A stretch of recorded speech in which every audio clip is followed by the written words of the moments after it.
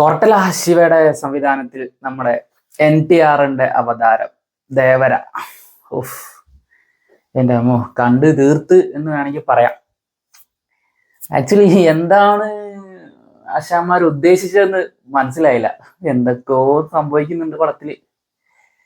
അച്ഛന് മോന് double role,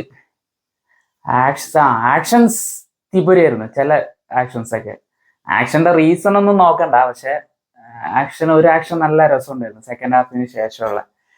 പക്ഷെ പടം അവന്മാരെന്താ ഉദ്ദേശിച്ചെന്നൊന്നും മനസ്സിലാവുന്നില്ലായിരുന്നു. ഒരു എന്താ പറയാ, നമ്മുടെ ബാഹുബലി മോഡൊക്കെ കണ്ടിട്ട് അതുപോലെ NTRനെ എലവേറ്റ് ചെയ്യാനുള്ള പരിപാടിയാണോ കൊട്ടല ശിവ ഉദ്ദേശിച്ചത്? അല്ലെങ്കിൽ ഇനിയിപ്പോ ഈ സൂര്യയുടെ പടം വരുന്നുണ്ടല്ലോ, കങ്കു, അതുപോലത്തെ ഒരു സാധനമാണോ ഉദ്ദേശിച്ചത്?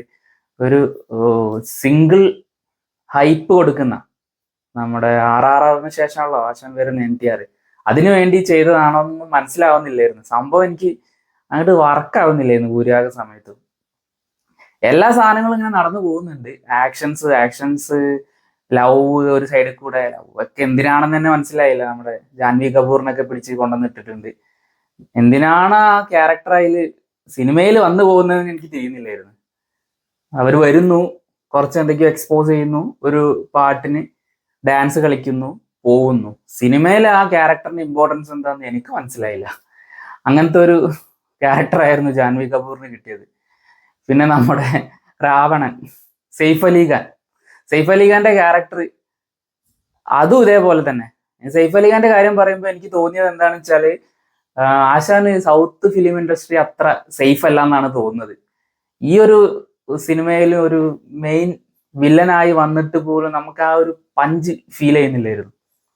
NTRന്റെ കൂടെ കട്ടക്ക് പിടിച്ചു നിൽക്കാൻ വേണ്ടിയിട്ടായിരിക്കും അത്ര ഒരു പവർഫുൾ ആയിട്ടുള്ള വില്ലനെ കൊണ്ടുവരാം എന്നുള്ളതിന്റെ പ്ലാനിന്റെ പുറത്ത് വന്നതായിരിക്കും. പക്ഷെ ഒട്ടും ഒരു സ്യൂട്ട് ആവാത്ത പോലെ തോന്നിയിട്ടുണ്ടായിരുന്നു. ഒരു ആക്ഷൻസ് ആയാലും, പിന്നെ ഈ അലറുന്ന സീനൊക്കെ ഉണ്ടല്ലോ. ഞാൻ മലയാളം ഡബ്ബാണ് കണ്ടത്, ചിലപ്പോൾ ആ ഡബിങ്ങിന്റെ ആ ഒരു ഇതും ആയിരിക്കാം.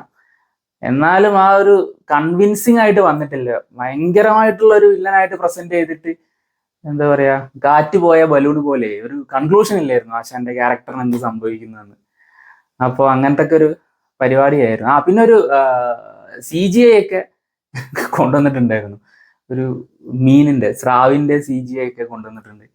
ആ CGIന്റെ താഴെ എഴുതി വെച്ചിട്ടുണ്ട്, ഇതൊരു ഒറിജിനൽ ഇമേജ് അല്ല, കമ്പ്യൂട്ടർ ജനറേറ്റഡ് ഇമേജ് ആണെന്നൊക്കെ ഒരു ഡിസ്ക്ലൈമർ പോലെ താഴെ കൊടുത്തത്. എന്തിനാന്ന് എനിക്ക് മനസ്സിലായില്ല. കണ്ടാൽ തന്നെ മനസ്സിലാവും. ആ സീനില് പോണവർക്കും വരുന്നവർക്കും വെയിലടിക്കുന്ന സമയത്ത് ഒരു നിഴല്, CGIയിൽ വരുന്ന നമ്മുടെ സ്രാവിന് വേറെ നിഴല്, അങ്ങനത്തെ ഒക്കെ ഒരു സെറ്റപ്പ് വരുന്നത്. പക്ഷെ ആ ക്ലൈമാക്സ് സീനോട് അടുപ്പിച്ച് വരുന്ന ലാസ്റ്റ് ക്ലൈമാക്സിലുള്ള തുടക്കത്തിലുള്ള ഒരു ഫൈറ്റും അതുപോലെ തന്നെ ലാസ്റ്റ് വെള്ളത്തിലുള്ള ഒരു ഫൈറ്റും, അത് വെറൈറ്റി ആയിരുന്നു. കാണാൻ രസമുണ്ടായിരുന്നു. പിന്നെ ഈ പറഞ്ഞ പോലെ അതിൽ നമ്മുടെ ഫിസിക്സിന്റെ എല്ലാ ലോസ് ഓഫ് മോഷൻസും അതുപോലെ തന്നെ മാസ്, ഗ്രാവിറ്റി, ഇതൊക്കെ ഡിഫൈ ചെയ്യുന്ന തരത്തിലുള്ള ഒരു ആക്ഷൻ ആയിരുന്നു. എന്നാലും കാണാനൊരു രസമുണ്ടായിരുന്നു. വെള്ളത്തിന്റെ അടിയിലുള്ളൊരു ഫൈറ്റ് ഒരു പുതുമുള്ള പരിപാടിയായിരുന്നു. മൊത്തത്തിൽ സിനിമ അങ്ങോട്ട് ഏൽക്കാത്ത പോലെ തോന്നി. കുറേ സീനിൽ സീരിയസ് ആയിട്ട് സംഭവങ്ങൾ നടന്നു പോകുമ്പോൾ എനിക്ക് ചിരിയാണ് വരുന്നത്. നമ്മുടെ ഷൈൻ ടോം ചാക്കോ ഉണ്ടായിരുന്നു. ആശാൻ ഇതേപോലെ തന്നെ ഓരോ സീനിൽ വന്ന് ആ ഊ എന്നൊക്കെ പറഞ്ഞ് അദ്ദേഹത്തിന്റെ സ്ഥിരം ശൈലിയിലുള്ള ഡയലോഗ് ഡെലിവറി ഉണ്ടല്ലോ. അവിടുത്തെ ഫിലിം ഇൻഡസ്ട്രിയിൽ പോയിട്ട് അഭിനയിക്കുന്ന സമയത്തും ഇദ്ദേഹത്തിന് സെയിം ബോഡി ലാംഗ്വേജ് ആണ്. അതുപോലെ തന്നെ മലയാളം ഡബിലോട്ട് വരുന്ന സമയത്ത് വെറുതെ പെട്ടെന്ന് തീർത്ത് വിട്ട പോലെ ഉണ്ട്. എന്തൊക്കെയോ ഡയലോഗ് കൊടുത്ത സമയത്ത് അത് നോക്കി വായിച്ചു വിട്ട പോലെ ഉണ്ട്. പ്രത്യേകിച്ച് കാര്യമുള്ള റോളൊന്നും ഇല്ലായിരുന്നു. ആശാൻ അവിടെ നമ്മുടെ സെയ്ഫ് അലി ഖാന്റെ പുറകിൽ സേഫ് ആയിട്ടിരിക്കും, എന്നിട്ട് 2 സിഗരറ്റ് വലിക്കും. എല്ലാ സീനിലും തന്നെ. ആ ഒരു സീനിൽ മറ്റേ നമ്മുടെ ഷൈൻ ടോം ചാക്കോ ഇൻവോൾവ് ആയി വരുന്ന എല്ലാ സീനിലും ആശാന്റെ പരിപാടി തന്നെ, വലിവിട. വേറെ ഒന്നുമില്ല, ഒരു ഇമ്പോർട്ടൻസ് ഇല്ല. ചുമ്മാ ഒരു ഗ്യാങ് മെമ്പർ ആയിട്ട് അങ്ങോട്ടും ഇങ്ങോട്ടും നടക്കുന്നത്. എന്തിനാ പോയി അഭിനയിച്ചതെന്ന് എനിക്ക് മനസ്സിലായി. ചിലപ്പോ നല്ല പേയ്മെന്റ് കിട്ടിയിട്ടുണ്ടാവും, അതുകൊണ്ട് ഒരു സന്തോഷത്തിലായിരിക്കും പോയി അഭിനയിച്ചത്. നമുക്കതിനെ എതിര് പറയാനും പറ്റില്ല. നല്ല നമ്മുടെ മലയാളം ഫിലിം ഇൻഡസ്ട്രീനെ അപേക്ഷിച്ച് നോക്കുമ്പോൾ അവിടെയൊക്കെ നല്ല പേയ്മെന്റ് ആണല്ലോ, അതുകൊണ്ടായിരിക്കാം. പിന്നെ നരയൻ ഉണ്ടായിരുന്നു.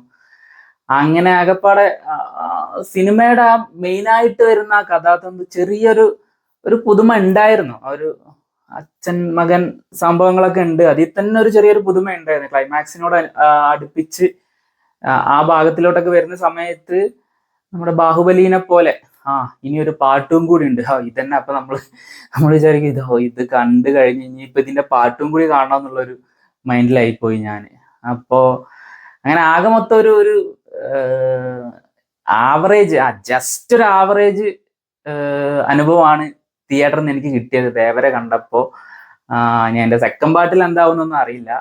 അറ്റ് പ്രസന്റ് അങ്ങനത്തെ ഒരു ഫീലാണ് ഉണ്ടായത്. ആ ഒരു പാട്ട് നമ്മളെ അനിരുദ്ധ് മ്യൂസിക് അനിരുദ്ധാണ് ചെയ്തിട്ടുള്ളത്. അനിരുദ്ധിന്റെ മ്യൂസിക് ഒരു പാട്ട് ഇതിൽ വളരെ സിമിലർ ആയിട്ട് തോന്നി. മുന്നിറങ്ങിയ പല സിനിമകളുടെ എല്ലാം കൂടി മിക്സ് ചെയ്തുണ്ടാക്കിയ ഒരു സാധനമായിട്ട് എനിക്കൊരു ഫീലിംഗ് ഉണ്ടായിരുന്നു.